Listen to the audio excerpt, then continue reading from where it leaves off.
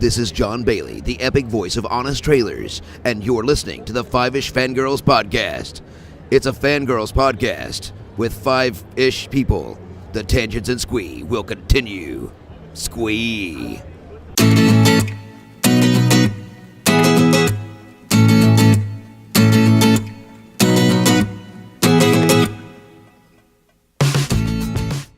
The tangents and squee continue all the way to episode 151 of the Five-ish Fangirls podcast. And holy crap, winter is here. That's about all we got. Anyway, welcome everyone to this week's episode of the Five-ish Fangirls podcast. So glad you could join us. Let's start off like we do every week. We're on the virtual table and see who's joined us this week. This is Brittany in Winterfell. This is Holly from Wisconsin. And this is Rachel in Dragonstone. Okay, instead of Wisconsin, it's Westeros. Yeah. She took a wrong turn in Dorne, so she's lost. She'll make her way here eventually. Anyway, welcome everyone. Hello, yay!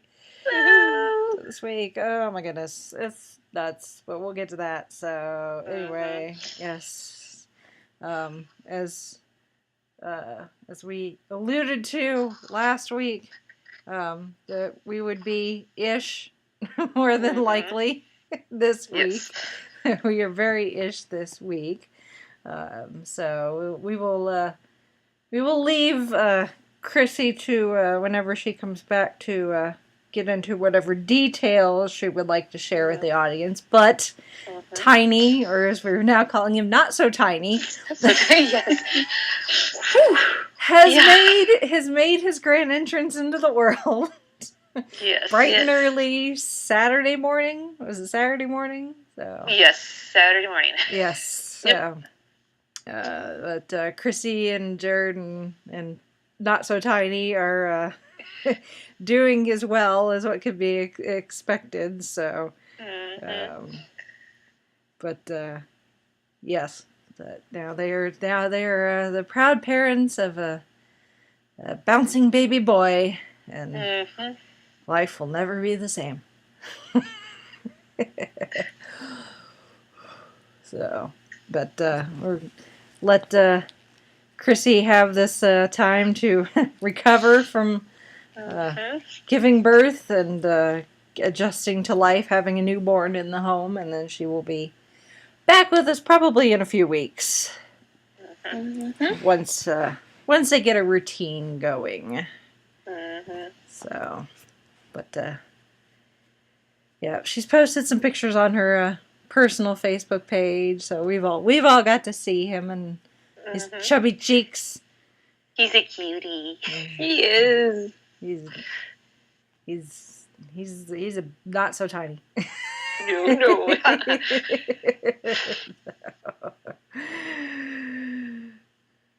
But they seem to be happy, and that's all that matters. Yes. So. Yes.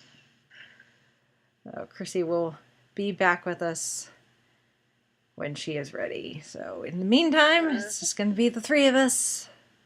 Yep. For now. So first things first, we're going to get into news, and for like the bazillionth week in a row, we're having to start with 10 o'clock news, unfortunately. Yeah. Something in the water, something in the air, I don't know. Maybe just because we do this every week. Generation, I don't know. It is what it is, unfortunately. But, so the Doctor Who family has lost Victor Pemberton, which he actually wore a lot of hats in Doctor Who. He acted, he wrote, he did all sorts of things, but his biggest claim to fame is actually he is the one that invented the sonic screwdriver. So, but he played a scientist alongside Patrick Troughton's Doctor in the Moon Base, and then he became a scriptwriter, and he worked on the script for Tomb of the Cybermen, and Then he wrote Fury from the Deep, which also happened to be Victoria's last story. But that also introduced the sonic screwdriver, which has been really the Doctor's longest companion next to the TARDIS itself. Yeah. So, almost every Doctor has carried a sonic. Mm-hmm. Almost every Doctor. Almost, yes. Almost every Doctor carried a sonic. So, but he was 85, so nice long life, which is good. Mm-hmm. He has a lot of other like writing credits too outside of Doctor Who, but obviously, Doctor Who is his big credit that we know him best from. So, yeah, I think maybe it's just a generational thing, just because Doctor Who's been around so long that the people that were there in the early days, it's been 53 years, almost 53 years. So, or 54 years. What year is it? I can do math. It's been a long time. 54 years. Yeah.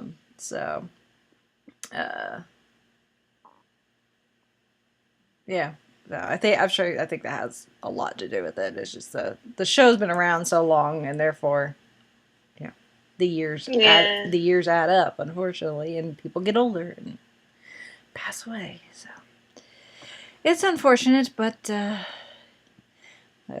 his body of work will live on as long as there is a sonic screwdriver in the Doctor's hands, or sonic shades. That works too.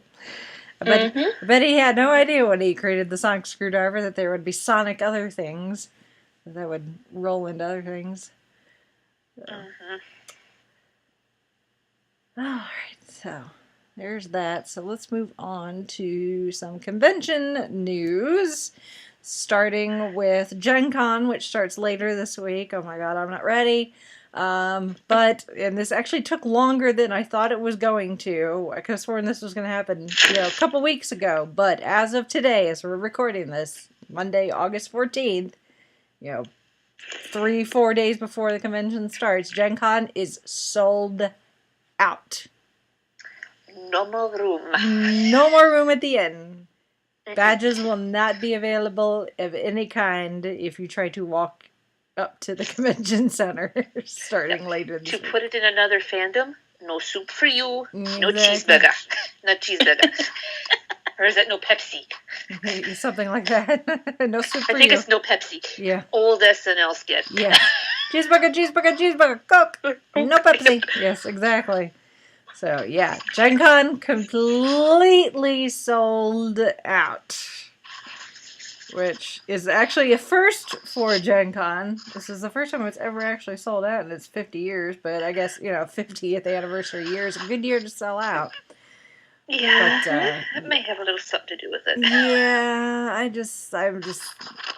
they're saying numbers like 60,000 people, and I'm just like, oh, that's a lot of people. That is a lot of people. Ouch.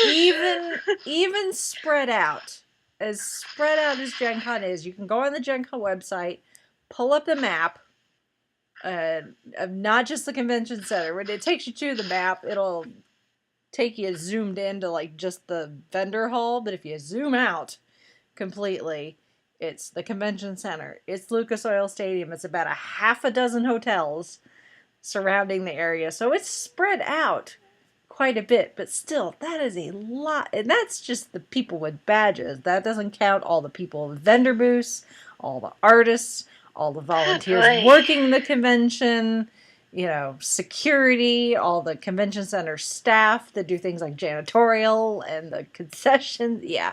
It's gonna be nuts. So yeah, if you don't have any reason to go downtown Indianapolis starting like Wednesday afternoon, don't. Unless you can bypass the area near the convention center. Oh, it's gonna be nuts, but I will be there, so all 4 days. So if you see girl depending on what day it is, either dressed as Jessica Jones or wearing a shirt that says 5 Fangirls on it, crying in a corner, hugging yourself, rocking back and forth. That's probably me.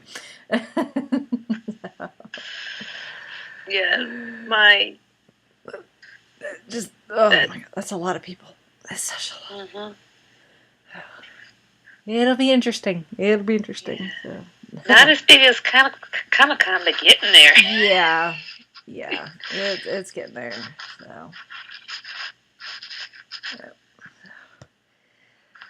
So. Speaking of big-ish conventions, Salt Lake Comic-Con keeps dropping names for guests because, you know, they can do that.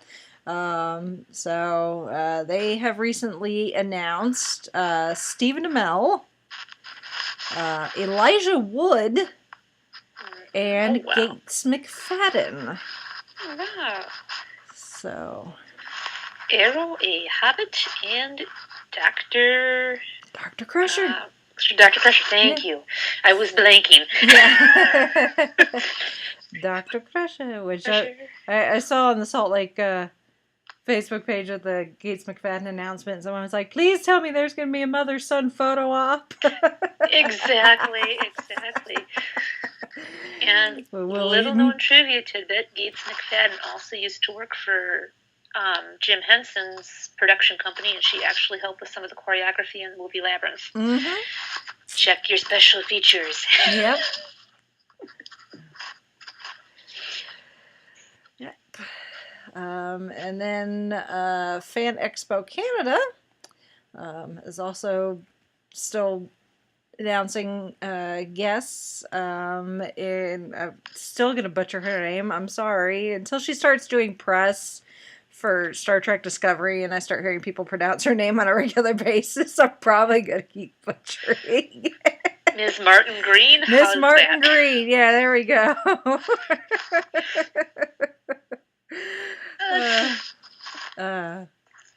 Like Fan Expo Canada's announcement, she's like, they're like, you know, former cast member of The Walking Dead and star of a upcoming science fiction TV series. I'm like, why did you just say Star Trek Discovery? Like, people don't know or what?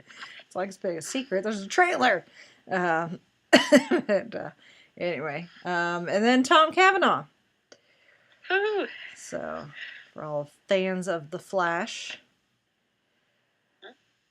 TV series, so excuse me. So, yeah, convention season still going strong. So, which is exciting. So, and as of today, of we're recording this, we are 60 days away from Time Lord Expo. So, super excited. Super excited. So,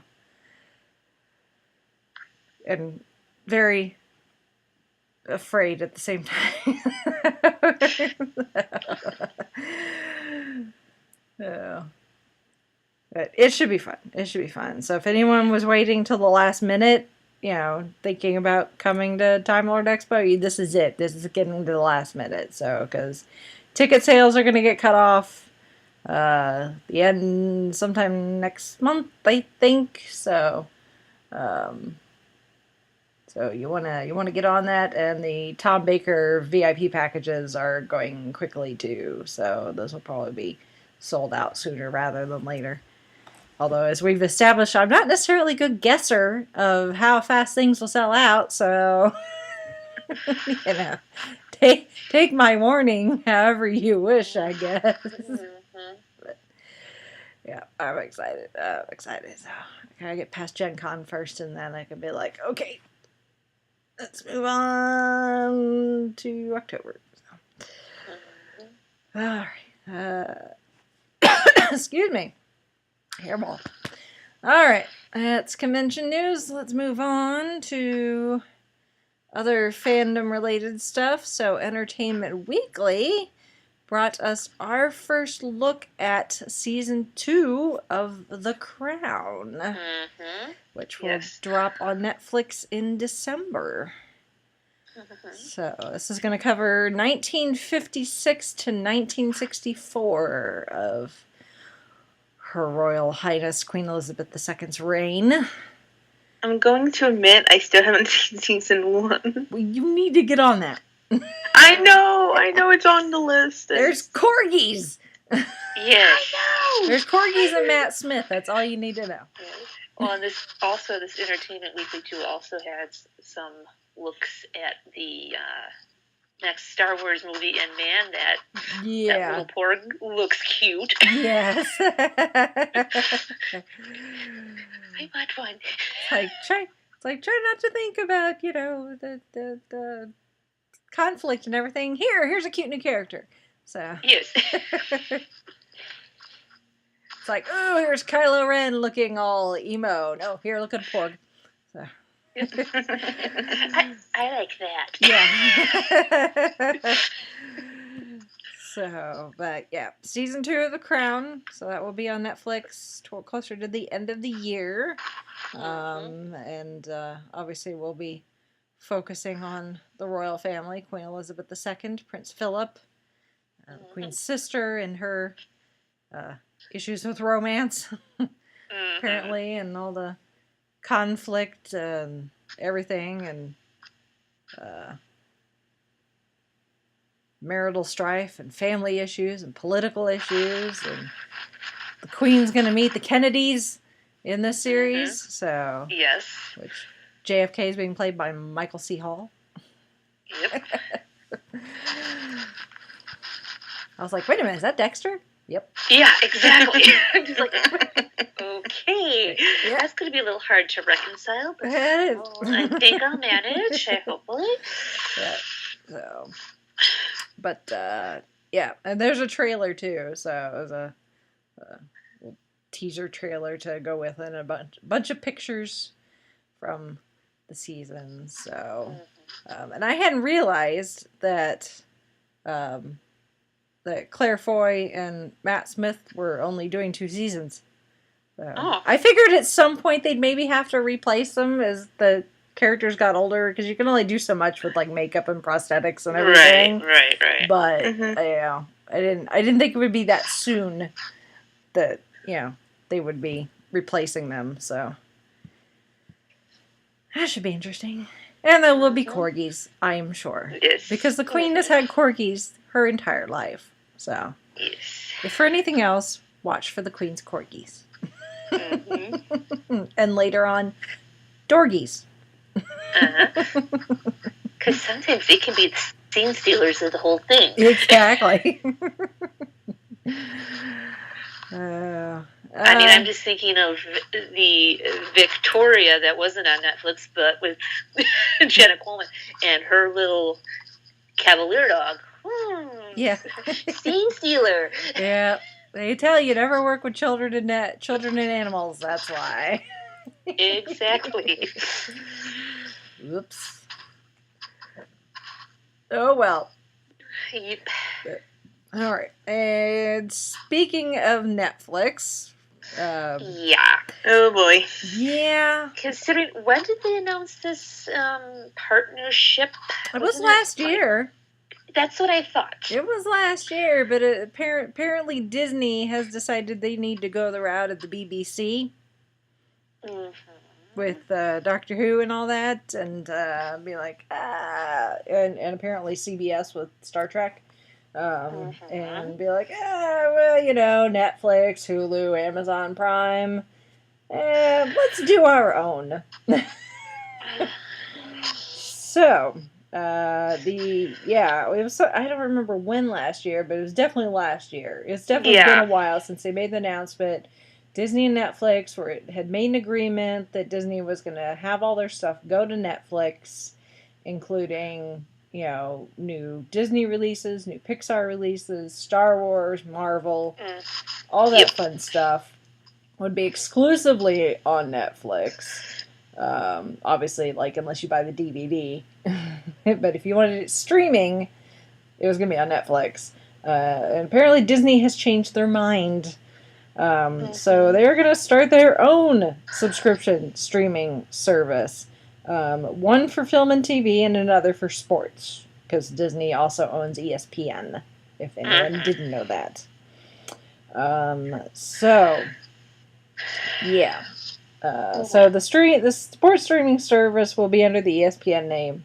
That's fine. That's perfectly fine. So that's going to be, all the sports balls things that I don't watch.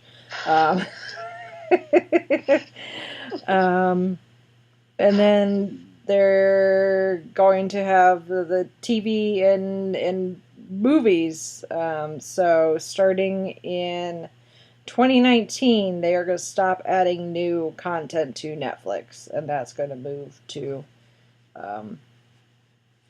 their own service, I guess. I mean, that puts it in an interesting situation with the Marvel stuff. Jessica Jones. Yeah, there's been a lot of question on how that would work as far as the contract agreement goes, because those are Netflix-produced exclusives. That whether those will stay on Netflix or not, or if they will have to move. Or if they'll keep going. Or if they'll keep going at all on either service. So, right. Yeah. I mean, it's all, nice and good, but then it's just like, okay, if I'm going to be shelling out for Netflix, I'm shelling out for this, it's just like, okay, I'm going to have to kind of...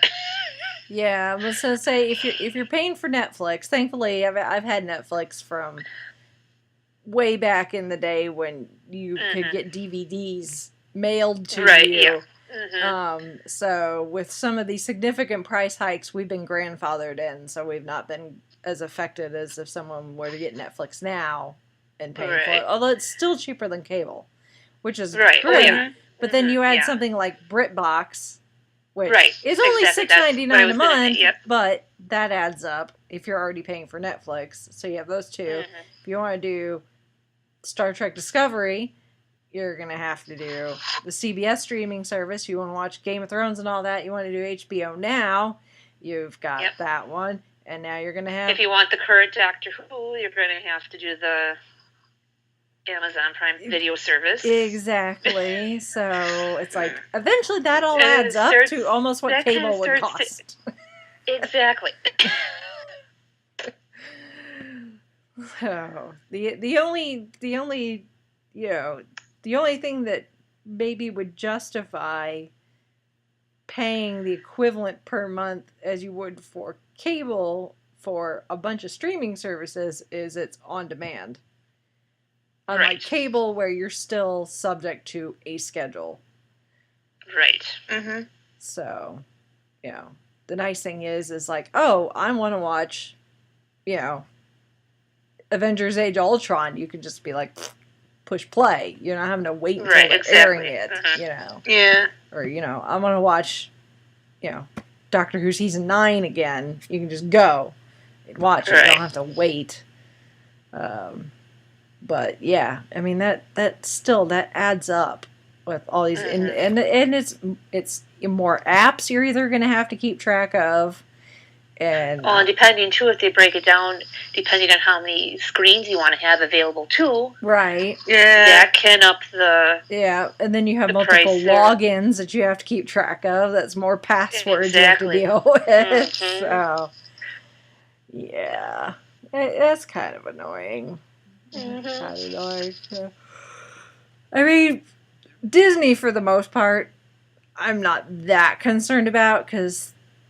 pretty much the MCU and now the Star Wars, newer releases. The minute those come out on digital download, purchase. Yeah. It's like Guardians of the Galaxy Volume 2 came out, last week? I'm like, and I've already watched it once since I got it, so. Yeah. Like, thank you, Digital Download Day. You're my favorite day of the month. Like, I don't even have to wait till the DVDs get released anymore, because now they're releasing the digital releases like, a week or two before the DVD gets released, so I don't have to wait. Like, purchase, thank you. Mm-hmm. I can watch this whenever I want because I own it. And it's digital, so it's portable. So Mm-hmm. I don't have to be connected to the internet. So yeah, I mean, as long as the Marvel Netflix stuff like Jessica Jones and Daredevil and all that stays on Netflix, I think I'll be okay. But if that moves, I'm gonna be kind of ticked off. Mm-hmm. So, but that's just me. So we'll see. We'll see. It's Disney. They want to try. Mm-hmm. Yeah, it'll either work, and it's another venue for them making money, or it'll fail, and everything will end up back on Netflix. Just don't burn any bridges during the negotiation phase. So. Yeah, really. Pretty much. Mm-hmm. So that's it for news. So Yeah. I shall move on and sound the 1 spoiler alarm, and 2 turn this off if you got little children listening. Alarm. Yeah. Once we again, are going to try to keep it as family friendly as possible. Yeah. We always try, but just like last time, it's the subject matter. Yes. Yes. Not our language, it's the subject matter. It's not for little kids. So once again, the parental warning is going up. So if you don't want your children hearing about Game of Thrones, turn it off until you can listen to this without little ears listening in. So, or send little eyes and ears off to go watch DuckTales. Exactly. Which, by the way, the first episode apparently is on YouTube. I haven't watched it yet because I haven't had time. Cool. But apparently it's up on YouTube. They put it up for people to watch. So. If I can find it, I'll link to it. So I just know it's out there. Anyway, so Game of Thrones. Spoilers. Parental alarm set. There. Good. Yay. Moving on. Oh my God! Little kid. Holy dragons and holy I drink things and I'm like we were trying to figure out, like shows, for the next few weeks, and we knew Chrissy was going to be out, so it's like, okay, what's something that it's going to just be the 3 of us? What can we talk about? And we're like, Game of Thrones. I'm like, okay. It's like it's only we're 5 episodes into a 7-episode season. There's only 2 episodes left. You think we could wait, but no, just because so much has happened, and with only 2 episodes left, I can almost guarantee, even just with those 2 episodes, there will still be a crap ton to talk about just with those 2 episodes. No kidding. Like 2-3 weeks from now. And the fact that the next one's 71 minutes and the finale is 81. Oh my God. Like we've said before, we will say again, this show, it's just like we need to have like medication of some Game of Thrones medication. Yes. Right? What just happened? Yeah. I mean, that's what alcohol is. Yeah, pretty much. True, yes. I mean, this season. And the Jack Sparrow meme, why is all the rum gone? Exactly. I mean, this season started on such an amazing opener for a season opener, an episode opener with Arya taking out the phrase in the most epic way possible, and it has just been. I mean, there's been some bits where I'm like, there's been some slow bits. There's been a little bit pacing issues, but for the most part, I came out the door running. And it has just been madness for 5 weeks. Yes. And how many times have we heard bend the knee? Yeah, right? Yeah. It makes me saying just now. do it, Yeah. Get it over with. Even if you don't like it, just... Yeah. Well, like I said after last night's episode, I said, if I had a dragon yelling at me, like that, I would bend the knee too, because otherwise I'd probably crap my pants. I would not be bending my knee. I would be flat on my stomach. Yeah. Right? I would be on the ground in a ball going, oh, don't hurt me. Don't hurt me, no, Chris. Please don't hurt me. No flame. No crispy critter. Yeah.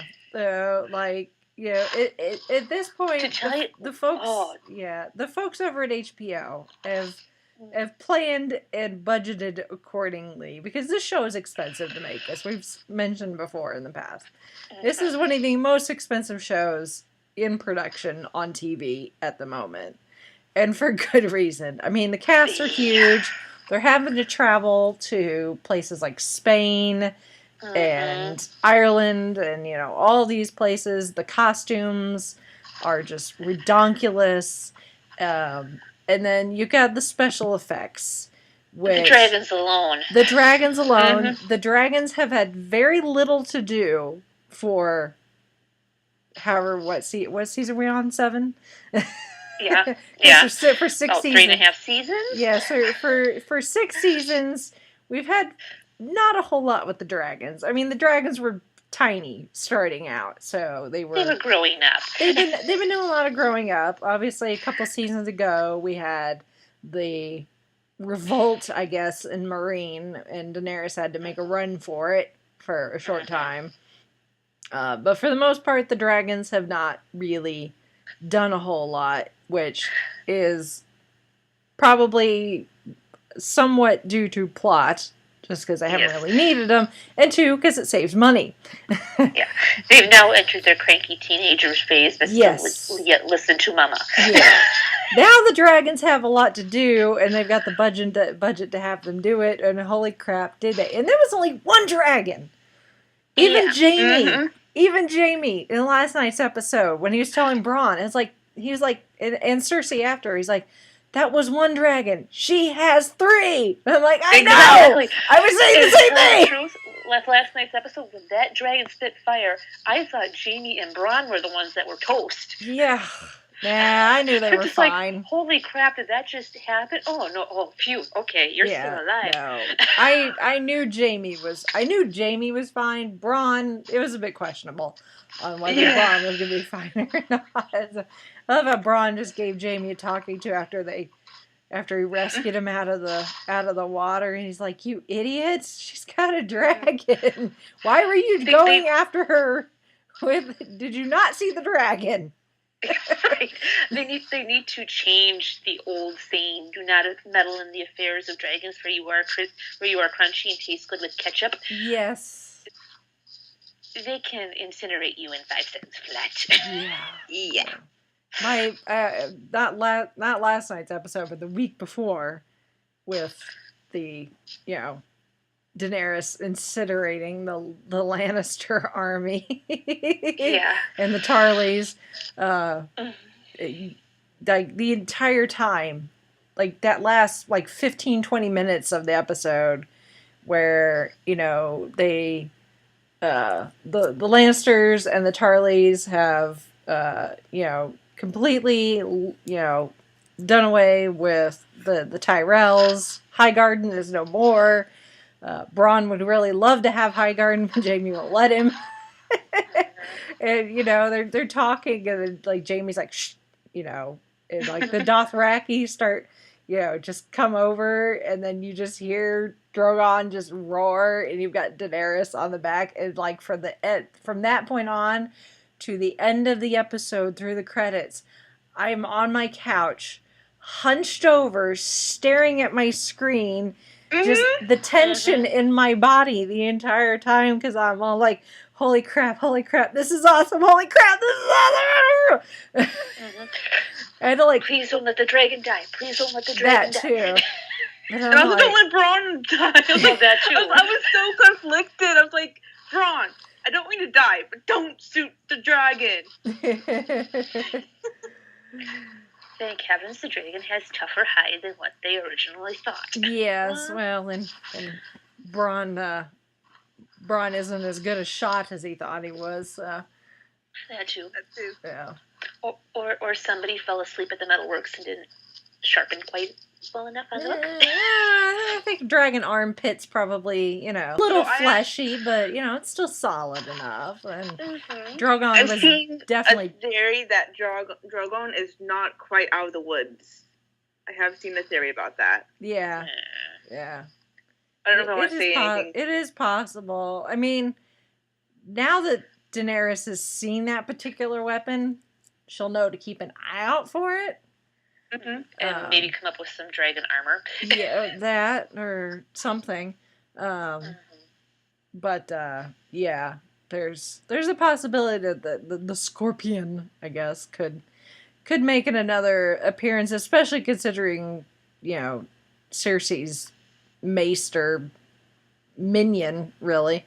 Because I did see a theory that,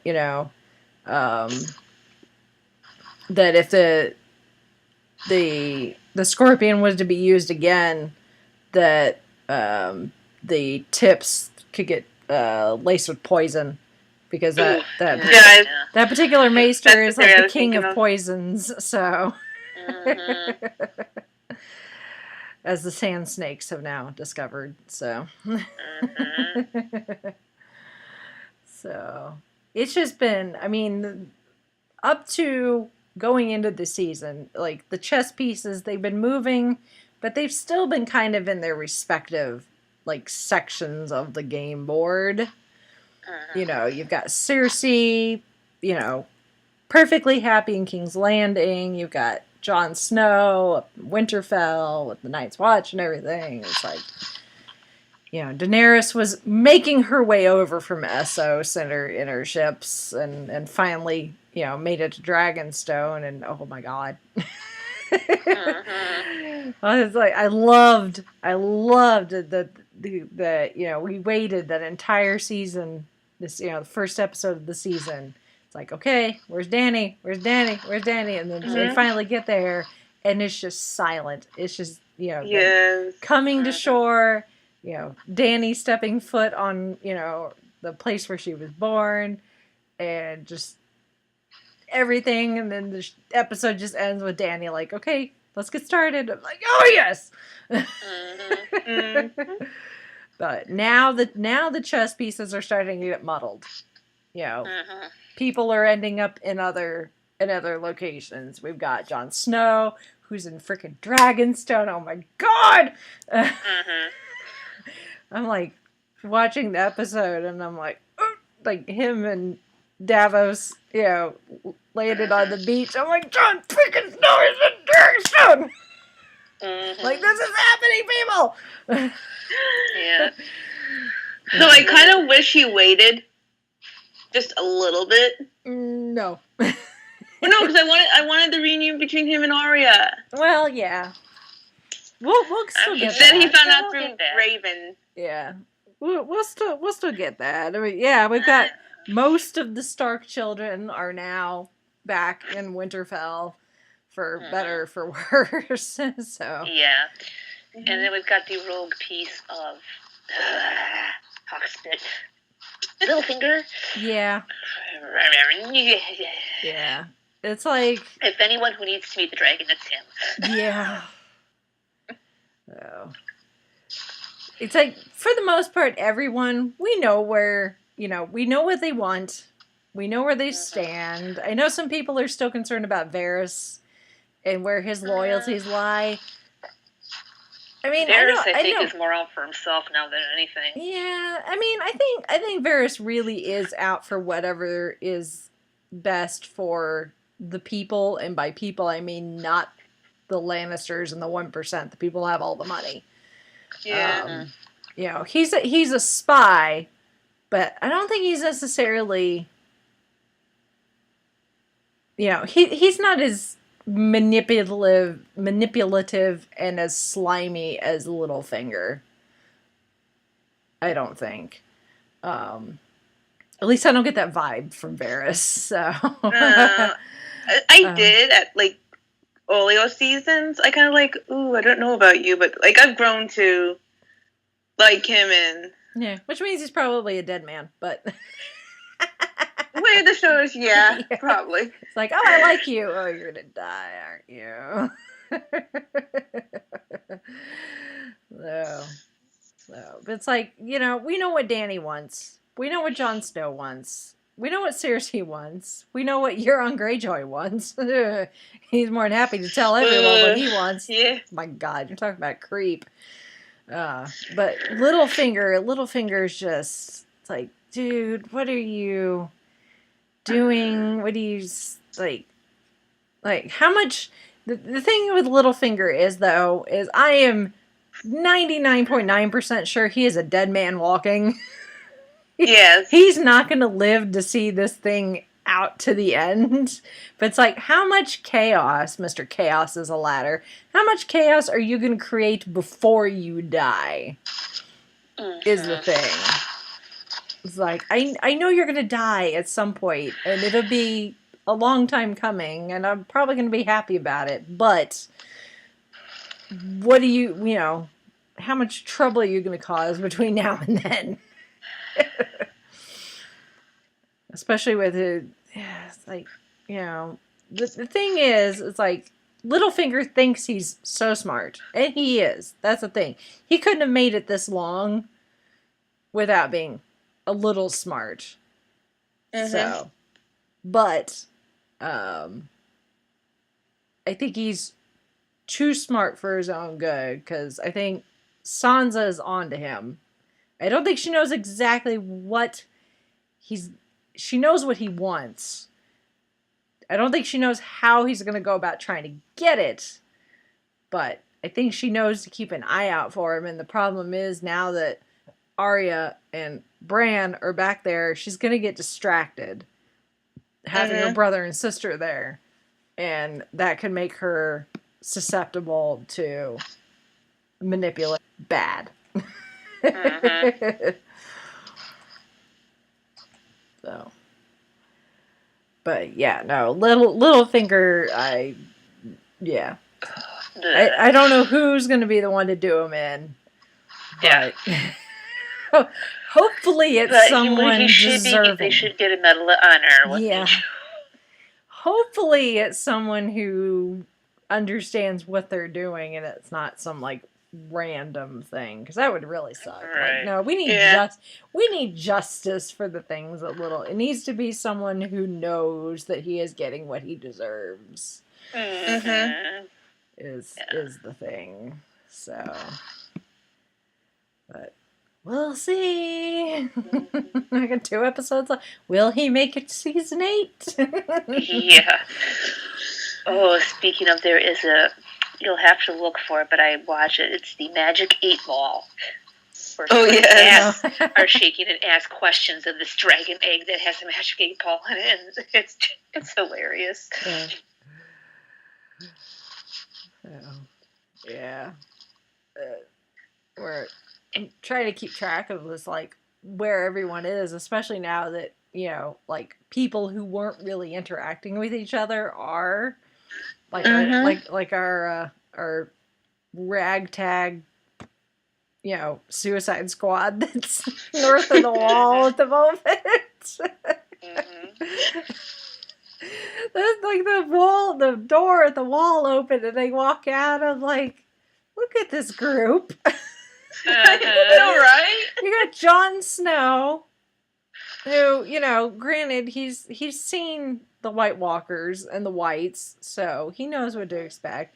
You've got the Hound and a couple of the guys of the Brothers Without Banners. You've got Gendry, who is finally back. Apparently he got done rowing after 3 years. Yeah. That was a nice nod to the fans, because like Gendry's been missing since like season 3. We haven't seen him since then. Everyone just assumes he's been out rowing that rowboat, and then Davros was like, "Oh, I figured you were still rowing." Like, so did the rest of us. Yeah, you found the lost door. Mm-hmm. You've got Sir Davos, who, is not really a fighter.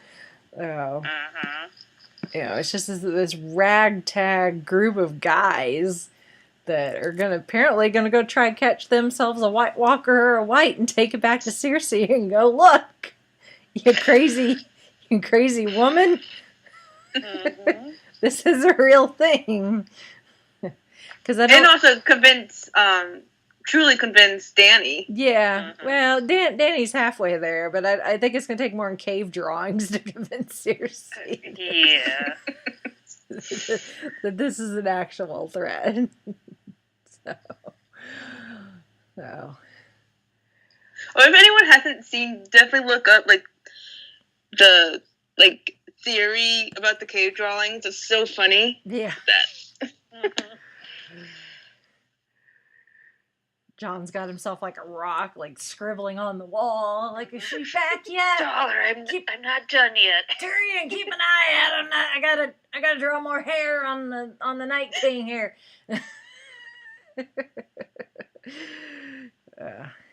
Well, they're not called children of the forest for a reason, So, yes, the drawings are a bit childlike, but I mean the children of the forest were kind of childlike, so what do you expect? So, plus, I mean, when you're drawing little swirly bits, I mean, it's not going to be like Picasso or anything, but I think the drawings of the Night King and everything were actually pretty good, especially with the blue eyes. Mm-hmm. So I think it was the eyes that really convinced Daenerys that yeah, this is an actual thing that you should be concerned about. Of course, then she found out that all of Tyrion's plans blew up, and then she was like, "Screw this! I'm taking my dragon and burning crap up." Yep.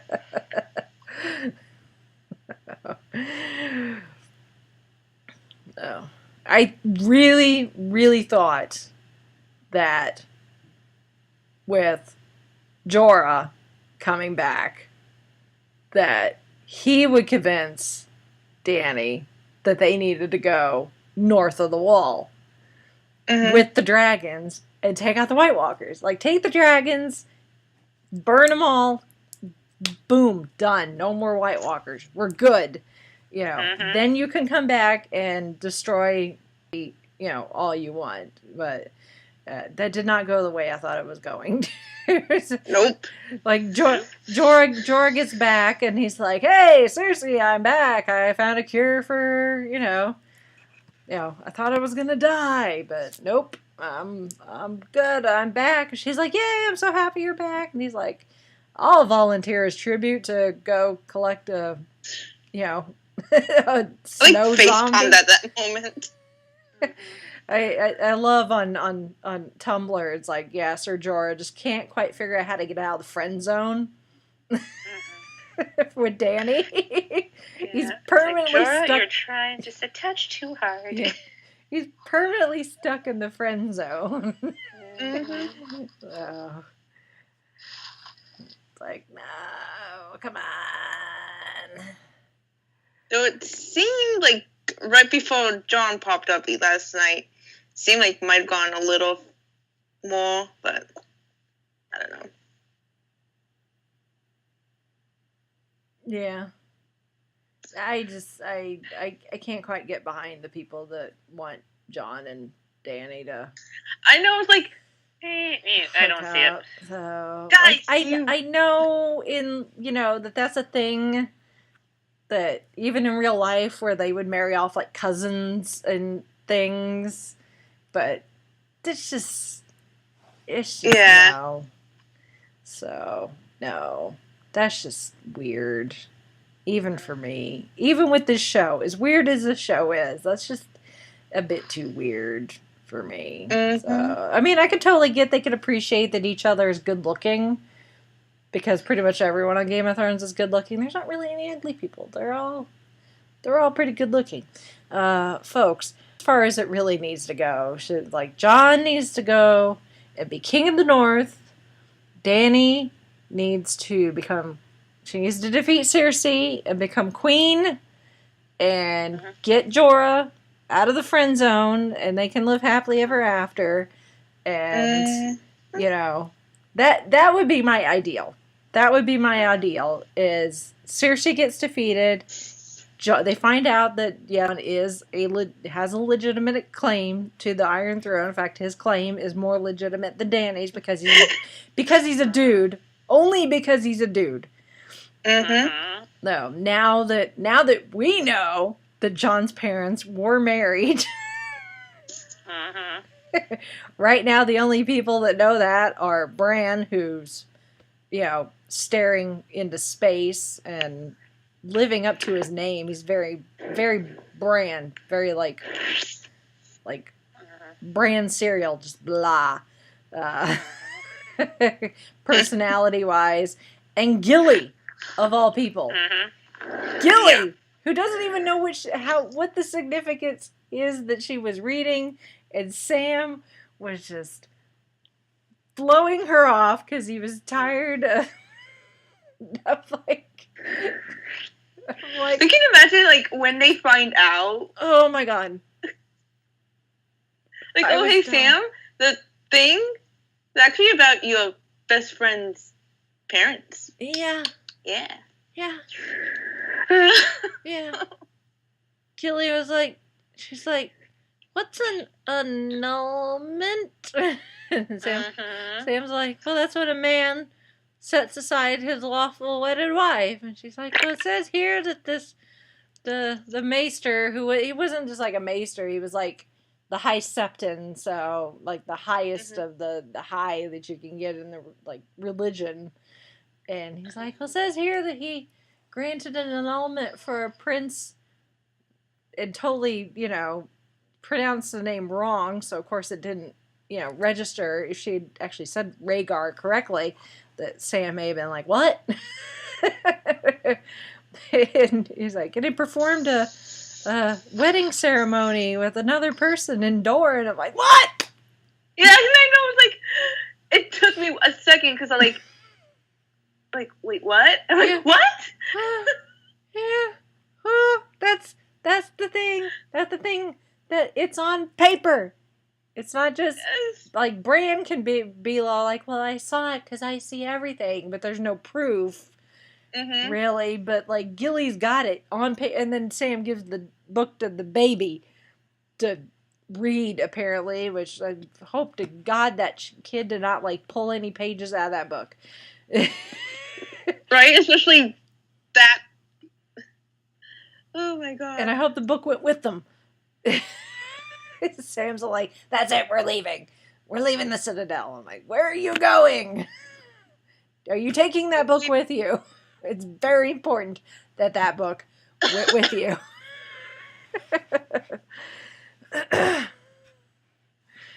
Hopefully they went back north. Oh my god. Well, yeah, I'm sure that's probably where.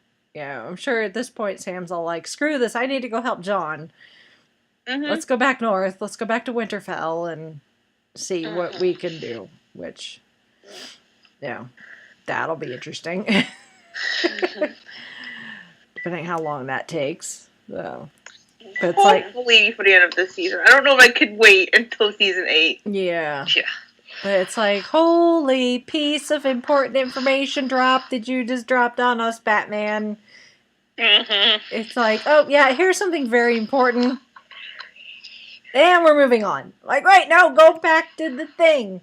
Go back to the thing. Sam was tired and he was ticked at the way he got treated, so he was just going to brush everything off. Yeah. Which, I, again, because I've not read the books, so I don't have much in the way of expectations when they bring in characters that, either are directly out of the book or they're the TV version of a book character. And I know some people were very excited for this particular maester to make an appearance in the Citadel while Sam was there. Played by Jim Broadbent. I can't speak. Who, like pretty much everyone else in Game of Thrones, like, hey, you've been in Harry Potter, or hey, you've been in Doctor Who. In this case, Jim Broadbent was in Harry Potter, so played Slughorn. So some people were very excited for his particular character to finally make an appearance in the show, and then he really didn't do anything. And some people are quite disappointed. I'm like, okay, if you say so. Although I do like the fact that he's writing essentially he's writing a book about Robert's Rebellion, essentially. But I love where he's like, the title that he gave it was just very droll and very like, this is what the book is about, the Chronicles of blah, blah, blah, from King Robert the First or whatever. And I'm like, yeah, y'all are going to pull Lord of the Rings with this. Sam's going to come back to that later and call it like A Song of Ice and Fire or something. Because Sam's like, you need a better title than that. And I'm like, yeah, we're going to do a Lord of the Rings here, aren't we? Yep. That is the theory going around. I think it's a very good theory. Yeah. I think it's a very solid theory compared to some of the other theories going around. What else? There's just so much. There's been so much. It's 5 episodes, but it's like, that training sequence with Arya and Brienne was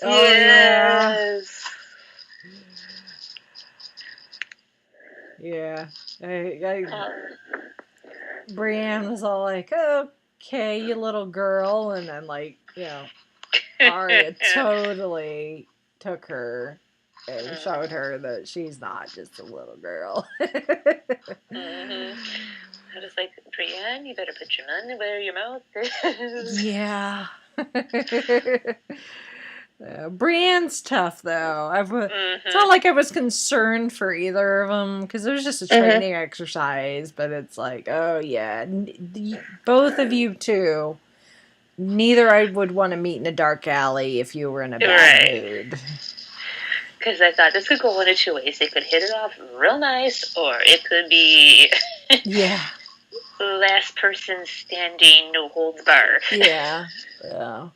I thought it was funny because when Arya showed back up to Winterfell, and those guards didn't believe her that she's Arya Stark, that it didn't occur to her to ask if Brienne of Tarth was there.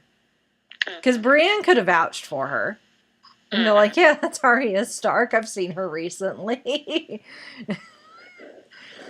I'm like, Brienne knows who you are. She knows that Arya's alive, unlike everyone else who thinks Arya's dead. So, but oh well. Yeah. Arya's there now, which is good. So, the one prevailing theory I've seen is that Arya will be the one to kill Littlefinger on Sansa's behalf. I'd buy that. Yeah. And it may not and it may or may not be Arya as Arya or Arya stealing a face. Right. Because no one knows that she can do it. Well, I guess Bran knows that she can do it, but considering he's talking, in riddles, essentially, he couldn't explain it because apparently everything is just too difficult to explain. I'm like, come on, start talking, Bran. Maybe you'll be able to spit it out here. He's like, I can see everything. I'm like, yeah. Tell us what you saw. It's like, I wish John would come back. I do need to talk to him. No, of course you do. Right? You got all sorts of things you need to... By the way, John, when you say you're not a Stark... What you really mean is you're not Ned Stark's kid. That would be true.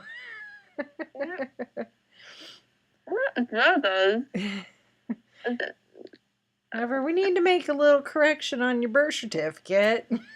Yeah. Well, and speaking of birth certificate, what about that little bombshell Cersei dropped? Oh my God. Honestly, she's either faking it to try to manipulate. It's one of 3 things. She's either faking it and the Maester's going along with it to make it more believable to manipulate Jaime.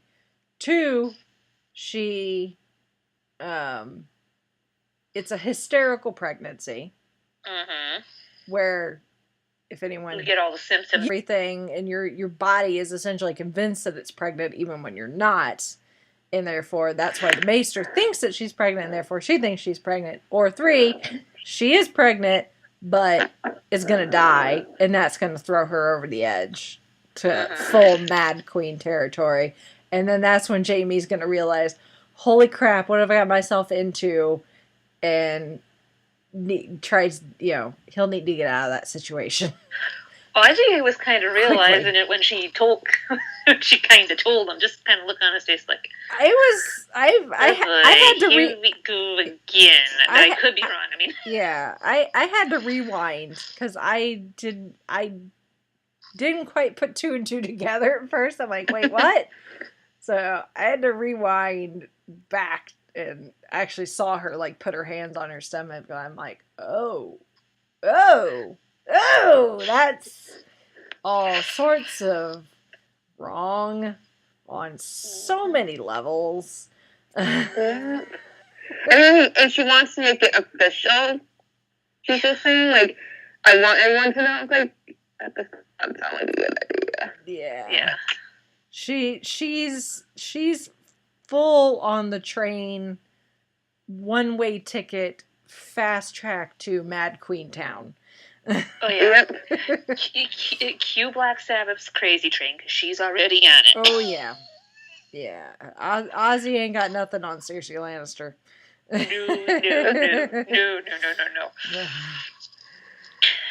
She's gone. Well, she's not completely gone yet. That's why I say she's either faking it, it's a hysterical pregnancy, or she actually legitimately is pregnant, but at the very least the baby will not see the light of day. And that will send her over the edge, or she'll lose the baby and it'll cause her death in the process. So, because this is not in the books. Cersei does not have any more children in the book.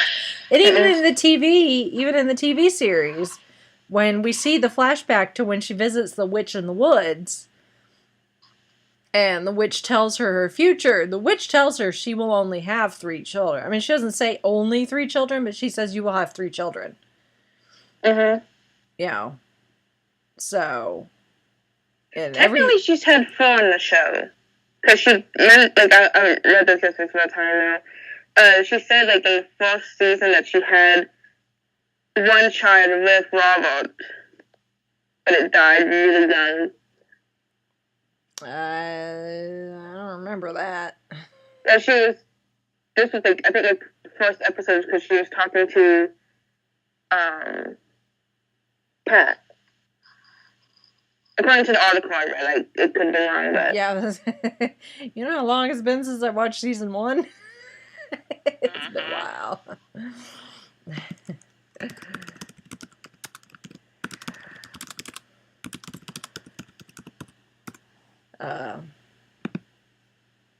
Well, I mean, that still leaves her, 3 children that, grew up to a certain age. I guess. So. Which, with prophecies, they are, as Melisandre has told us, they can be sketchy. That whole prince that was promised thing. The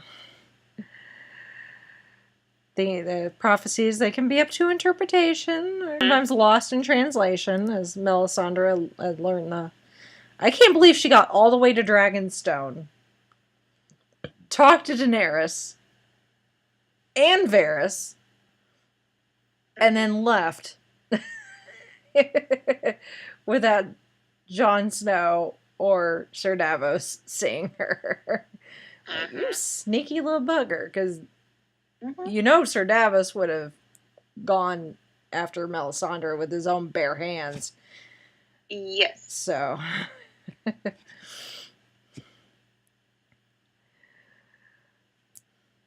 I do wonder with her and Varys's conversation where, when Varys asked her where she would go, and I forget the name of the place, but I guess essentially it's her home country.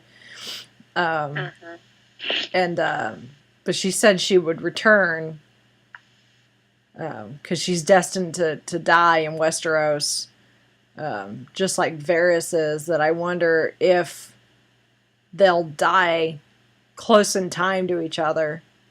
So, like, we know Varys is fine until Melisandre comes back. And then once Melisandre comes back to Westeros, it'll be like, oh, Varys, clock is ticking on you. Mm-hmm. Yeah. Interesting thing, especially with this season, because while to us everything's just been happening, boom, boom, boom, boom, boom, like at this point, like weeks, if not months, have actually passed. Which I don't know how many people are realizing that things are not happening one right after the other. Like we're seeing, significant time jumps without them being like explicitly labeled as so. Once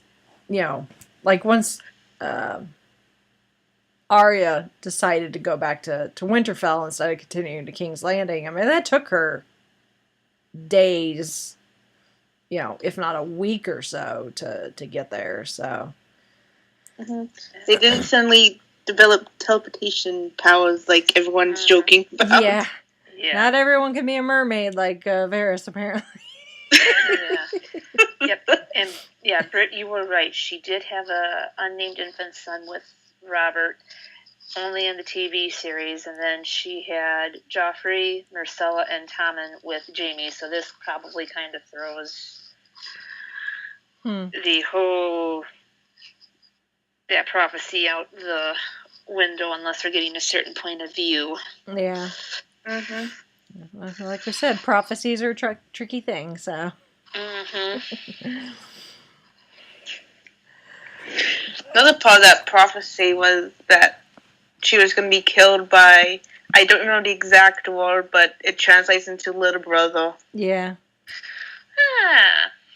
And a lot of people are thinking it's Jaime because technically he was born after her, so that's a theory a lot of people have. Yeah. But when you say little brother, I'm instantly going to Tyrion. Which is exactly what Cersei thinks too, so. Mm-hmm. So I think it'll be Jaime. I think if anyone, not even without the prophecy, I think the person that most, I won't say most deserves to kill Cersei, because there's a lot of people that would gladly take to get in line to give Cersei a piece of their mind, but there would be something very not necessarily satisfying, but something very full circle if Jaime is the one to cause Cersei to finally kick the buckets. Because he's going through a significant character change, and he's starting to he was so stuck up and full of himself early on, and losing his hand took him down several notches. But Cersei's she's such a bad influence. Such a bad influence. And then to seeing pretty much the whole army taken out, he's kind of realized, like, yeah. This isn't as easy as she thinks it's going to be. Yeah. That too. But yeah. There's a YouTube video. Well, there's actually a YouTube channel, but there's a specific video on that channel. Which I'll put a link to the channel in the show notes. But they do Game of Thrones videos, among other things, but they do a lot of Game of Thrones. And they did do a video at one point, and I think it was sometime after season 5, I think. So it's a little bit on the older side. But he does a armchair psychiatrist for most of the major players in Game of Thrones, and talking about like the psychological disorders that they more than likely suffer from. Mm-hmm. You know, like who's the narcissist, who has PTSD, you know, who has, you know, all these things. It was quite interesting if you're... I would imagine a good amount of them have PTSD, but I think the one that they talk is, I bet, Theon. Well, yes, Theon definitely suffers from PTSD. Yeah. Among other things. So, but it was interesting that the psychological breakdown of the relationship between Jaime and Cersei, and just the mental disorders that they both suffer from. They essentially feed each other. Mm. And that's why their relationship is the way it is, essentially, is because they don't necessarily complement each other, because I don't think that's the right word when you're talking about mental illness, but the traits that they have are like, you know, it's like adding fire to, you know, gasoline to a fire. It's like you put the two together and they feed off of each other and creates just this ball of just madness, you know, and very, very bad stuff. So I thought that was quite interesting, but I'll put a link to that channel as a whole in the show notes, and you can see all of their videos. Don't let the animation fool you, because it's very like, because I think they just record themselves, their voices, and then they put it to this really like basic animation, because I'm guessing that they preferred not to show their own faces on YouTube, I guess. But don't let the amateurish nature of the animation fool you, because they very good insights on the show in general, not just the psychology, you know, mental illness of it, but they do like episode recaps of everything, and they talk about, you know, how it compares to the books and everything. So I might have to. I've been check that out. Sounds cool. Quite enjoying their videos, their Game of Thrones videos. So I've got several YouTube channels actually that now that I'm like, you know, especially now that the show's on, I'm like, ooh, I want to, you know, especially because kind of like the, you know, comic book related stuff, I don't know the source material, so I really enjoy watching YouTube videos where they will explain, you know, like the source material, in this case the books, and stuff, because references will go right over my head. Because, like, I don't know who the Golden Company is, because I have not read the books. Apparently they're a bunch of mercenaries that will kill for money. So, like, okay, that's a thing. Now that, you know, but I wouldn't have known that if I hadn't watched, you know, these YouTube channels. So, yeah. Real quick, speaking of the source material, now on Apple Books, they have the enhanced version, which are similar to like what they did with the Harry Potter books. They have like animation, and I forgot what else, but it seems pretty neat. Cool. And not too expensive. Like the first book is $8, and the rest of like $10. Well, that's not too bad.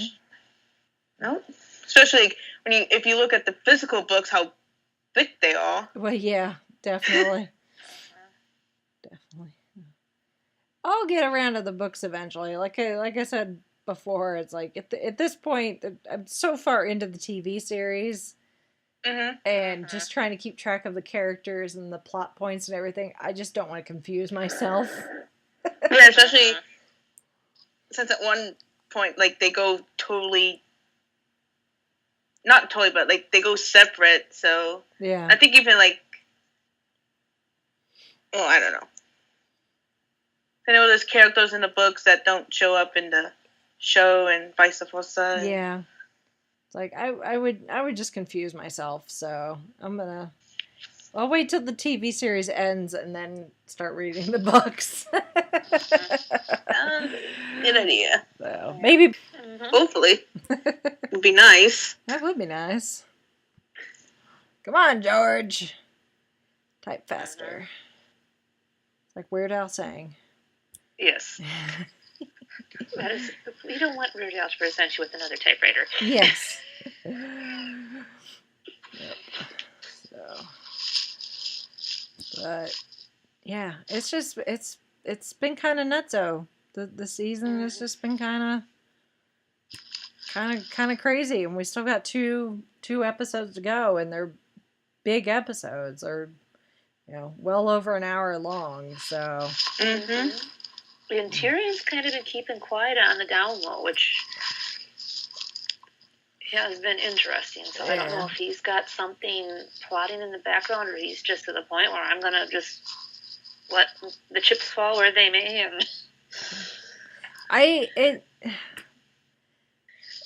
think at this point, I think Tyrion still really believes in Dany, and believes that she would be a good ruler for the Seven Kingdoms, but I think the responsibility, he's realizing just how hard this actually, is going to be.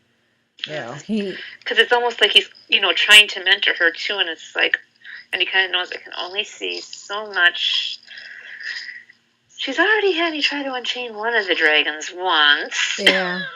Yeah.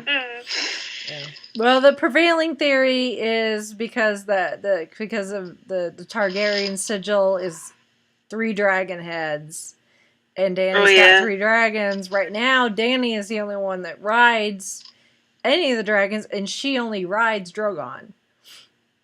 Because Drogon's her favorite, I guess. But you can play favorites. Yeah.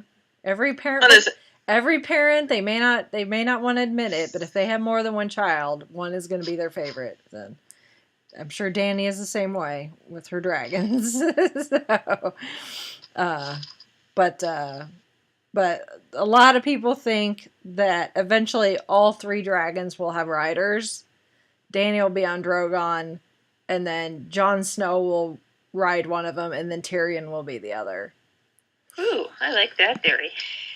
So, because we've seen back when the dragons were chained up, that Tyrion was able to approach them, and they didn't burn him to a crisp. No, one of them almost seemed to want to scratch behind my ear, please. And then after last night's episode, we know that at least Drogon has no problem with Jon Snow. Yep. I'm like, oh, Jon Snow, pet the big breather, pet the fire breathing kitty. I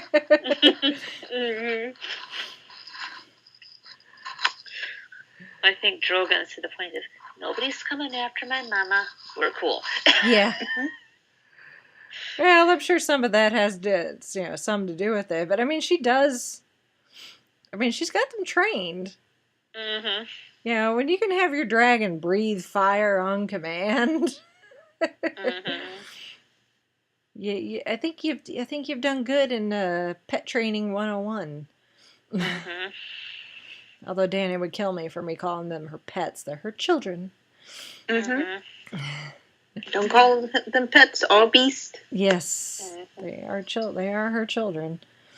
But yeah, I mean, obviously, Jon probably shouldn't have any problem riding a dragon once he gets over the mental block. I'm sure.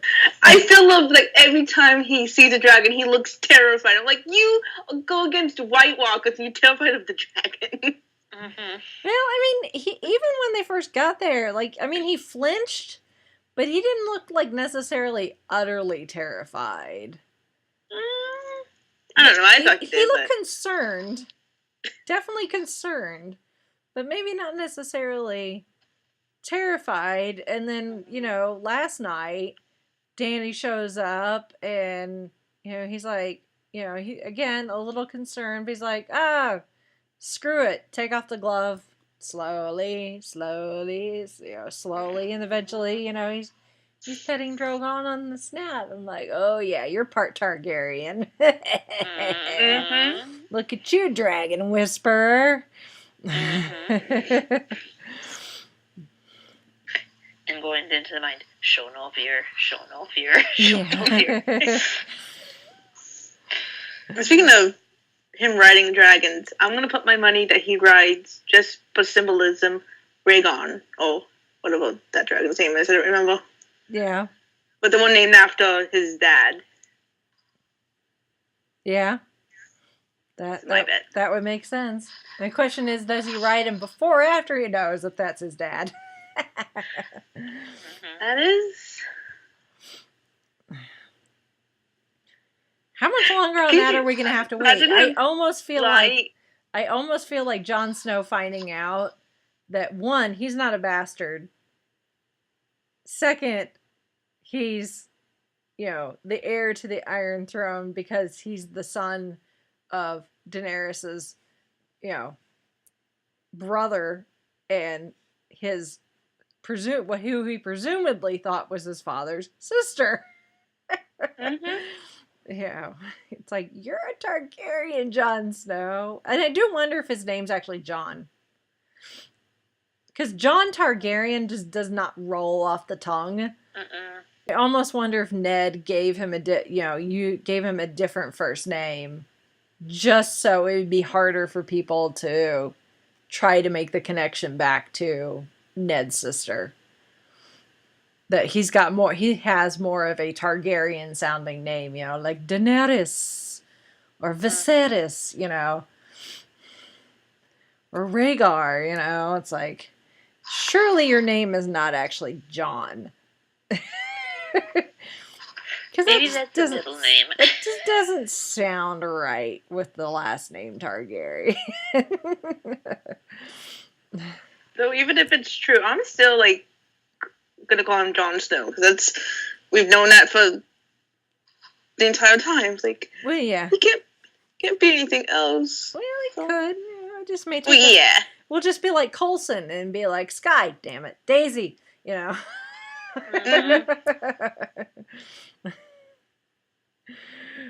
We'll just keep using the wrong name until it gets through our thick skulls that the name is changed. No. Or not. Who knows?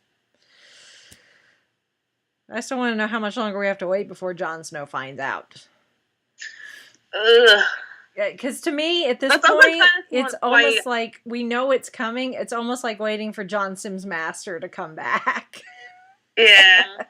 It's like, come on, we know this is coming. Come on, Jon Snow. Mm-hmm. Do the thing. Find out about the stuff. Mm-hmm. Oh. It'll probably be next season.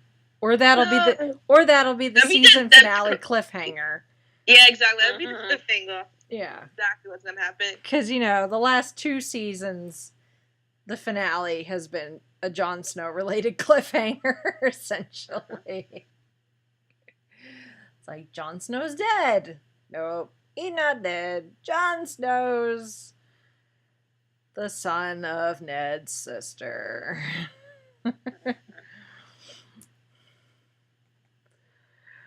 Oh my. As we like to say, this show. This show.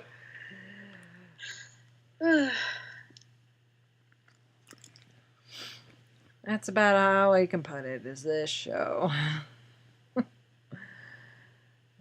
What else?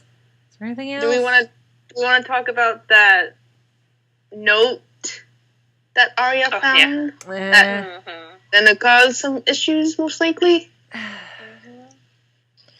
I think it's Littlefinger's attempt at causing. The thing is that what doesn't help is the fact that Arya and Sansa have never really been that close in the first place. So it makes it seem like a conflict between the two of them is more likely, especially considering how out of touch Arya is with everything. But is Littlefinger going to be successful? in causing some conflict? I don't know. So, It's hard to say. I think hopefully Arya would be smart enough to go to Sansa and say, "Hey, I found this. Care to explain. Yeah. Especially considering, all Sansa has to tell her is that, she wrote it under duress. Right. Yeah. She was forced to... All she has to say is, Cersei made me write it, and, Arya knows how awful Cersei is. Mm-hmm. So, odds are she'll believe Sansa, I would hope. Right. I mean, Cersei is at the top of our list. Yes. So. Yeah. She is number one on the list. So... we'll see. I just think at this point, with two episodes left this season and only 6 episodes next season, and that's it. So we literally only have 8 episodes of Game of Thrones left. No, don't do that. Granted, they're really long episodes, but still. But there's only 8 episodes of Game of Thrones left. That I don't know if we necessarily have a lot of time to devote to sisters fighting with each other. Yeah. Over. I think it's going to be a little bit next week, at least that's how, the next time trailer put it. Yeah. But hopefully not. Yeah. I don't think it's, if there is, I think it'll get resolved fairly quickly. Yeah. Hopefully. So, and that may end up being the catalyst for them, if the prevailing theory is right and Arya is the one that's going to kill Littlefinger, this may be what does it, what puts Littlefinger in Arya's crosshairs, essentially. So, which, it's all your own fault, Littlefinger. You put yourself in this. Yeah. The master manipulator can only manipulate so far before he gets tangled in his own strings. Exactly. So, I'm not too concerned about it. And not the sharpest scissors in the world is going to get him out of it, I don't think. Yes. Yeah. He is tightening his own noose and not realizing it. Yeah, he's quickly running out of rope. Yeah. Yep. So, how much longer he will survive, we shall see. Yep. Which is kind of a darn shame, just because the guy that plays Littlefinger is brilliant. Yeah, it's like I was saying, I don't like the character, and I want him really nowhere near Sansa. Oh, I did at that time. Yeah. But I don't necessarily don't know if I want him dead, because I like the actor, I like how he portrays him. Yeah. If that makes any sense. Yeah, I mean he's so good. He's so good at it. Yeah. The thing is, in real life, I'm sure he's probably the nicest person in the world too. Mm-hmm. Every time you see the creepy guys or the very bad guys in shows, you meet them in real life, and wait, you're not the same guy. Yeah, you're not creepy. You're not creepy at all. Bias Mendez, who plays Blackjack Randall in Outlander, plays a creep of a character, nice guy in real life.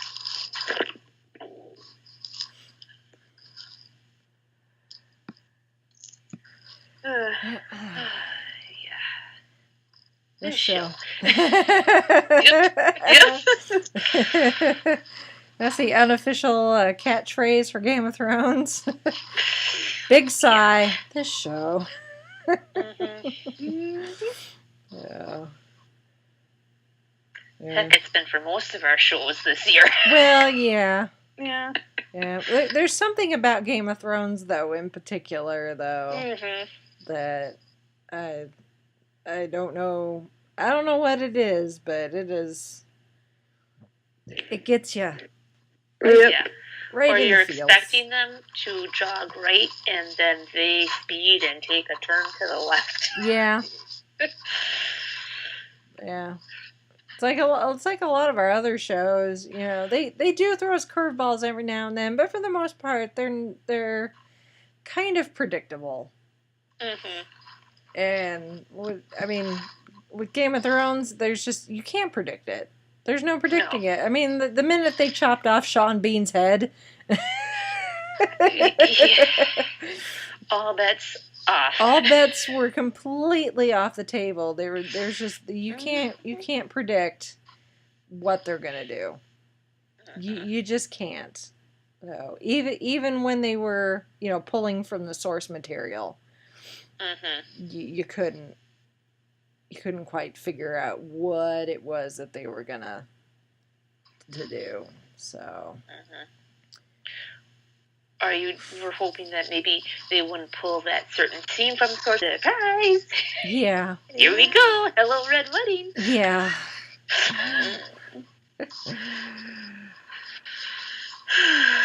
Yeah. So.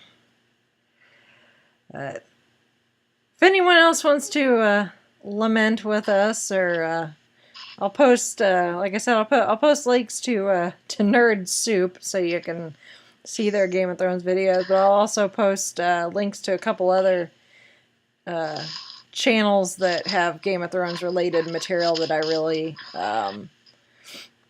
enjoy as well. I know I've shared, I don't think I've necessarily shared anything Game of Thrones related from Charlie over at Emergency Awesome, but Charlie does really good videos. They're on the shorter side. He tends to be very just like, these are the points you need to know, but he's very good about making sure to mention like Easter eggs and things like that.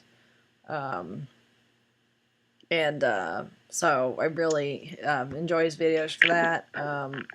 And then What Culture, What Culture, they do all sorts of other pop culture videos as well, but they do Game of Thrones when it's on. So they've been talking about high points and low points as a shorter video, and then they've been doing full episode recaps, kind of almost in a podcast format. So and they're all British. So it's fun to hear them, talk about it with a British accent. So that one's pretty good. And then the other one I'll put a link to is one I discovered recently called, I don't want to butcher, Costume Cinematographico. And what she does is she actually talks about costumes. And Game of Thrones is one of the ones she talks about. But she's talked about some other TV series and movies as well. But she goes into really in depth on the actual costumes themselves. So if you're into things like that, which I am, especially doing cosplay, it's quite fascinating to hear her talk about like the costume designers, like reasoning behind doing certain things, cultural influences. She does do a lot of costume breakdowns, so if you are a cosplayer, there's a lot of valuable information in there, because I've got cosplays that I have planning that I learned quite a bit about, like fabrics and stitching techniques, and different things that were used in different costumes. So her videos are stuff like that. So I love behind the scenes and how to and stuff like that. So I'll put a link to her channel as well. So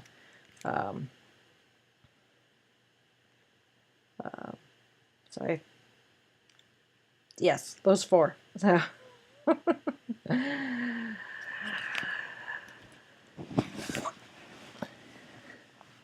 if you need your fix between, Sundays, There you go. You can. I'm sure there's some other really good ones too, but those are just the ones I know about. So, anything else? Game of Thrones? Have your blood pressure medication at the ready for the next 2 weeks. Right? Be ready to do a complete season rewatch because who knows how long it's going to be before season 8. Yeah, they haven't said when that's going to happen. Yeah. Right now, the rumor mill is saying it's probably going to be 2019 before it comes back. So, Ooh. yeah. That's a long time. It is quite a long time. I mean, it drags it out, but... Yeah. Yeah. Well, I mean, some of it is,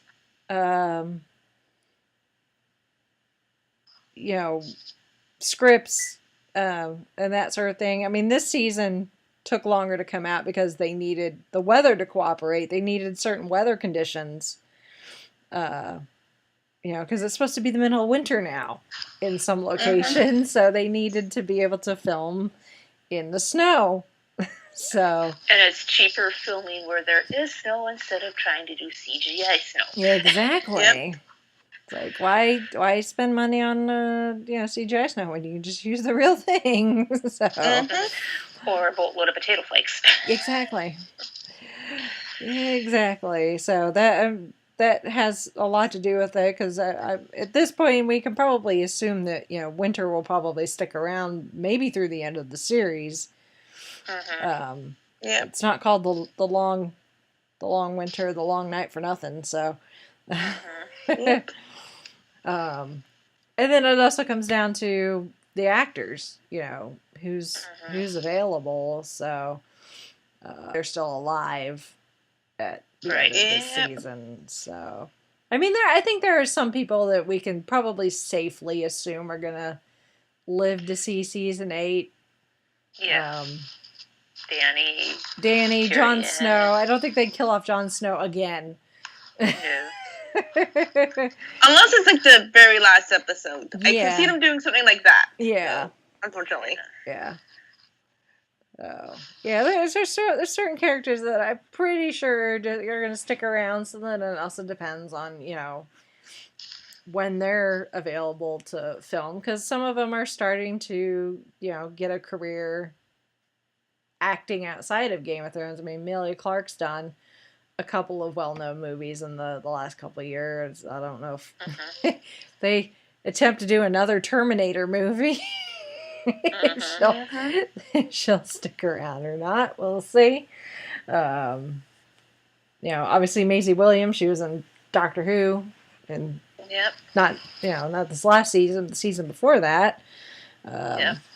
So who knows if she'll maybe come back, and then actually I think probably maybe the biggest name would be Sophie Turner. At this point, especially if they do start production on the Dark Phoenix saga at some point, assuming that she's going to continue to play the younger version of Jean Grey.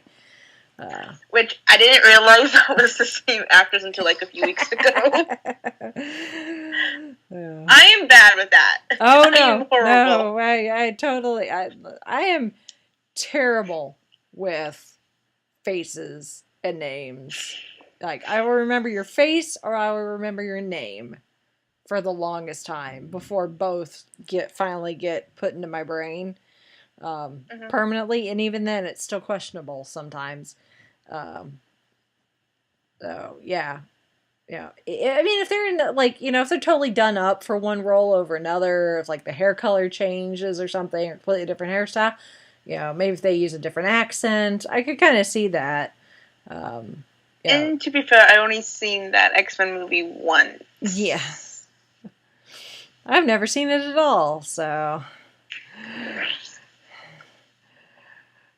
I was reading an article, and they mentioned her with X-Men, what what connection does she have? So I went on IMDb and I'm like, oh, that's why. Yeah. She's kind of important, especially if they... So, depending on where things stand as far as them finally get around to doing the Dark Phoenix with the X-Men movies, and Sophie may be a little... properly. Well, Sophie may be a little occupado for, a little bit, so we'll see. Kind of like in Game of Thrones itself, chess pieces are in play. We'll see. That and they may be waiting on George R. R. Martin. I don't know. I mean, at this point, I don't think they're waiting on any more books to be published. But I know that they're still getting his input. Mm-hmm. So, it depends on whether, they can get info from him that they need. So, it's very interesting, this show. Yep. Very interesting. So, anyway, all right. I think enough. So, this is pretty much about how I expected it to go. Because we're unlike other shows where like we're pretty good about our chats on Facebook. Mm-hmm. Yeah, sometimes we'll get sucked in and forget to chat. Yeah. It's like, oh, sorry. Yeah. But with Game of Thrones, actually, I find myself, not wanting to say anything because I'm not always sure if you guys have seen it. Because this is one of those shows where it's we're not all catching it at the same time just because we're all accessing it through different channels. Because, some of us have to wait because, the HBO Now or whatever, it's got a slight delay. If you DVR it, you gotta catch a little later. So we're not all watching it. I figured a way around it. I hit pause. Yeah. I wait for her, and I'm just just let me know when. Because HBO Now is like 5 minutes, something like that, delay. So let's wait until 9:05, and it's usually up already. Yeah. See, Just for me, it's almost it's about because it starts at 9, I think, officially. Yeah. 9 Eastern Standard Time, but it's usually about 10 o'clock by the time I finally get around to watching it. So I think for the most part I'm the last to watch it, but at the same time I'm like, what spoiler do I want to get in the chat? Mm-hmm. It's what? Tend to be quite vague. When it comes to commentary. We need to come up with a code that we can post a certain word, and then if all of them have posted free reign. It's we need something to be okay, we've all seen it, we're good now. Spoilers are okay. There's only 2 episodes left, so. Yeah. I don't know if I know exactly where you were when you said, "Oh my God, Sam, listen to her." I'm like, yeah, I know. Yeah. And it makes Samuel, me wonder, darling. And it makes me wonder how soon the Masters are going to find out what Sam stole, and they're going to be coming after him. Maybe. If the Maesters actually get off their butts and go after Sam. They would actually believe him now, though. That would be the most work those Maesters have done in who knows how long. Because I'm pretty sure they're all enjoying their cushy digs at the Citadel. Letting Sam do all their dirty work, literally. Oh yeah, that montage. Between that and when he was working on Jorah's grayscale. I'm glad I'm not eating. Don't eat while watching Game of Thrones. Yeah, exactly. That's always a good bet, not to be consuming anything while watching Game of Thrones. So, I have to admit, back to Jorah, I kind of hope he mentioned Sam last night. So John, oh, so that's what Sam's doing. I don't know. I felt. Yeah.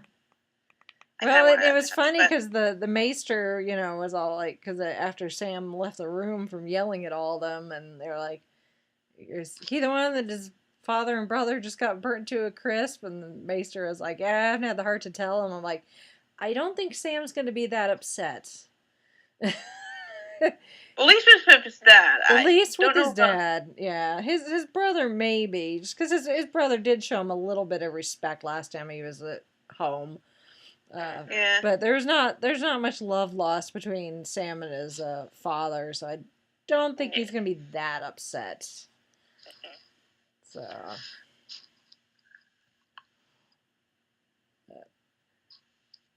Sam will find out eventually. We'll find out. So, but yeah, it's like all these people again. People these crossing paths. So. Oh, it's kind of crazy. Kind of crazy. Yep. It's all good. For now. Yeah. It's all right for now.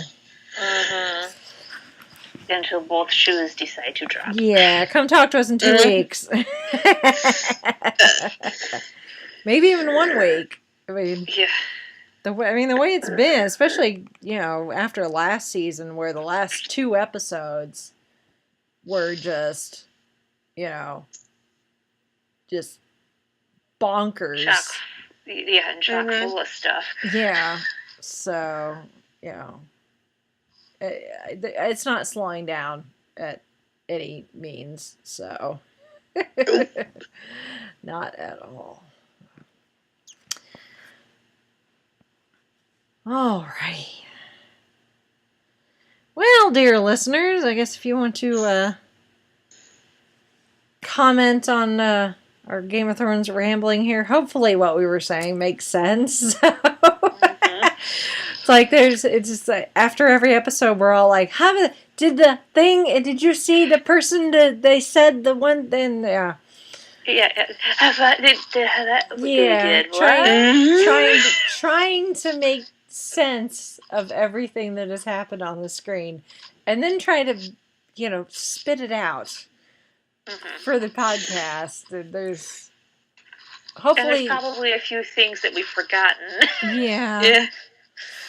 Oh, I'm sure there probably is. I'm sure someone somewhere is going, "Good God, women! What about blah?" So, yeah, if you want to join in our conversation and give us your opinion on the crazy nutso things that are happening in Westeros and all that fun stuff. Good Lord, we didn't even talk about the Queen of Thorns going out on a blaze of glory. Oh my God! I didn't want her to die, but that was probably the best way. Oh yeah. Makes sense. Yeah. Olenna Tyrell for the win. It's like yes. Oh, they don't call her the Queen of Thorns for nothing. She's wonderful, wonderful character. I'm gonna miss her. Yeah. Me too. So, anyway, so yeah. I was kind of hoping she would be one of the last ones standing to kind of see who who the winner was, and she's like, "Okay, I can die in peace now." Yeah. So yeah, listeners, if you're like that, you're going, wait, what about the thing? Please send us in your feedback. So the easiest way to do that is via our website, which is the5ishfangirls.com. From there, you can send us an email or just leave a comment on one of our blog posts, or use the social media links and hop over to our Facebook page or Twitter or Instagram and leave a comment that way. We'll be more than happy to take your commentary and maybe even read it on the air, as it were. So there's that. There's also the link to the Traveling the Vortex Goodreads book club. So go join in the fun with that. There's also the links to our Patreon. We cannot say thank you enough to our Patreon supporters. You certainly help make the show run a little more smoothly with your financial support. Same to those who use our Amazon affiliate link, which is also linked on our website. You click on that and then shop on Amazon just like you normally would. You can even use Amazon Prime if you've got it. And Amazon just gives us a small, very small, but small percentage of whatever it is you purchase, and it doesn't cost you any more. Just Amazon's like, hey, we've got enough profit margin here. We'll throw you 5 cents because someone bought a t-shirt. Thanks, Amazon. But it does all add up, especially if you're someone that shops on Amazon a lot, which I don't a lot, but I have been buying cosplay related stuff recently, so I have been making sure to make my purchases that way. So, and of course, both between Patreon and the Amazon affiliate link, that helps us financially, obviously. It helps to make sure that the show stays on the air because we do need to pay for server space and all that. Then once all of our bills are paid, at the end of the year, we will be taking a percentage of the money we make and putting it towards our chosen charities for the year with our Fangirls Give Back initiative. So if you are inclined to help us financially, you're also helping out some charities in the process.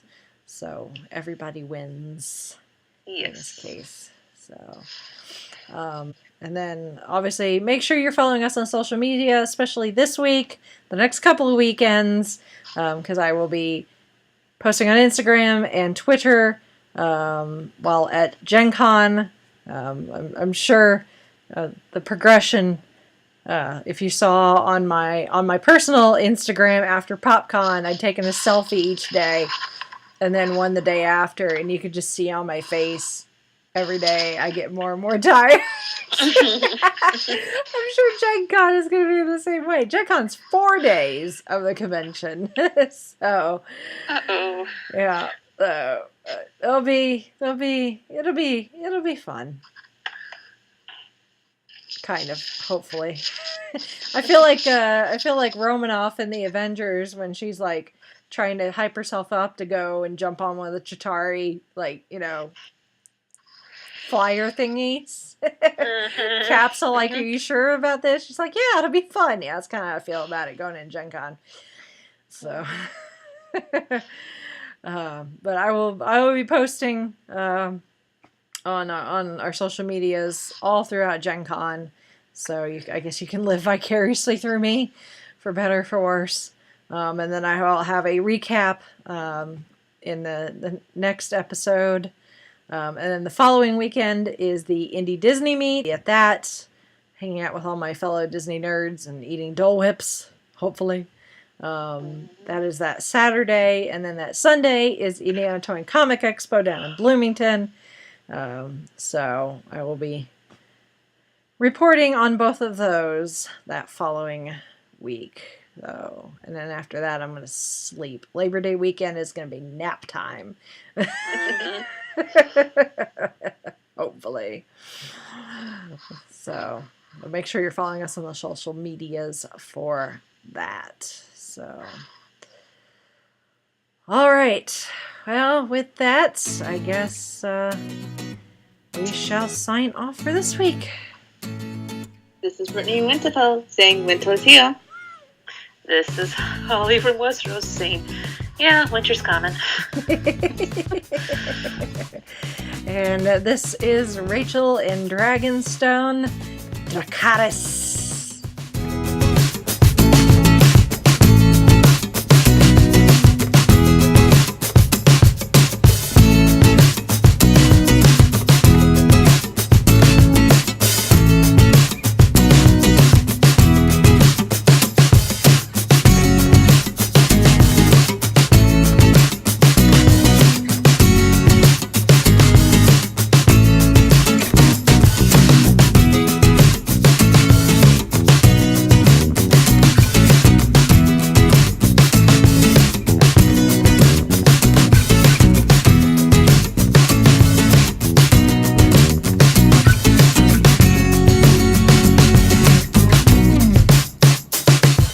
You have been listening to the Five-ish Fangirls podcast.